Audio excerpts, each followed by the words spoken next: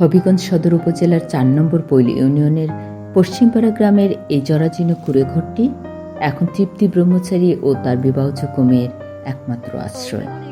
বাঁশের খুঁটি, মরিচাদরা টিন আর ছেঁড়া পলিথিনের তৈরি এই ঘরে প্রতিদিন অনিশ্চয়তার সঙ্গে বসবাস করছেন তারা। আর্থিক অবস্থা খুবই খারাপ। আমার ৭ তারিখ আমার ঘরটা পুড়ে গেল। ঘরটার নাম খ্রিস্টান ছিল, আমি ধান চলিয়ে বেরিয়েছি। আমার সর্বস্ব শেষ। এখন আমি না অন্য না বসতো, এই অবস্থা আছি। ওই মাটির মিডে পলিথিন ফেলে লাগবে সেই না কাগজের না। আর ওই দেখেন আমি কী অবস্থা আছি, আপনার দেখতে রাখেন আমি কী অবস্থা থাকতেছি। এবার মানে মানুষটা অসম্ভব না। বাইরে ও খুবই অসহায়, এরপর আমাদের আঞ্জিয়ে রাখছে।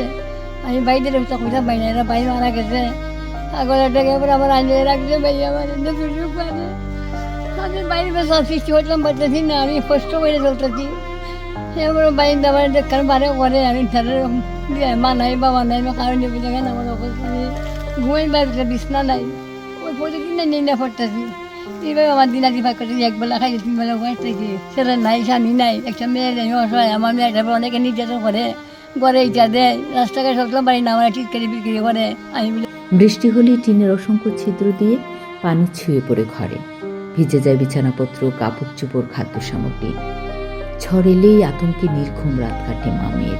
আর মনে করেন এরা একটা ছেলে নাই, এরপরে এরা বাইরেও এরা দেখে না। কারণ এরারে তো সরকারও যদি একটা গড় দিত তাইলে তো এরা ভালো হইতো, কি বর্তমান চেয়ারম্যানও এরা দেখে না। তাইলে এরা এখন ওই অবস্থানে মানে ওই যে সাপটা ঘরের ভিতরে এরা থাকে, বুঝছেন?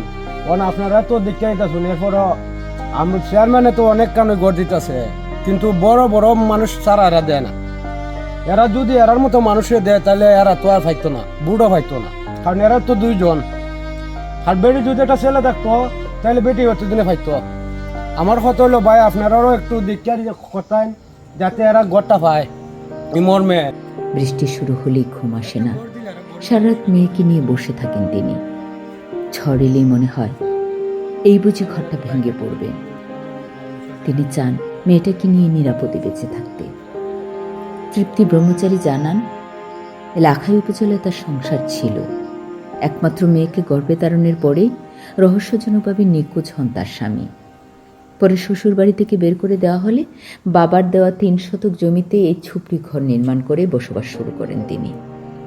স্থানীয়দের দাবি, অনেকদিন ধরেই মানবেতর জীবন কাটাচ্ছেন তৃপ্তি ব্রহ্মচারী।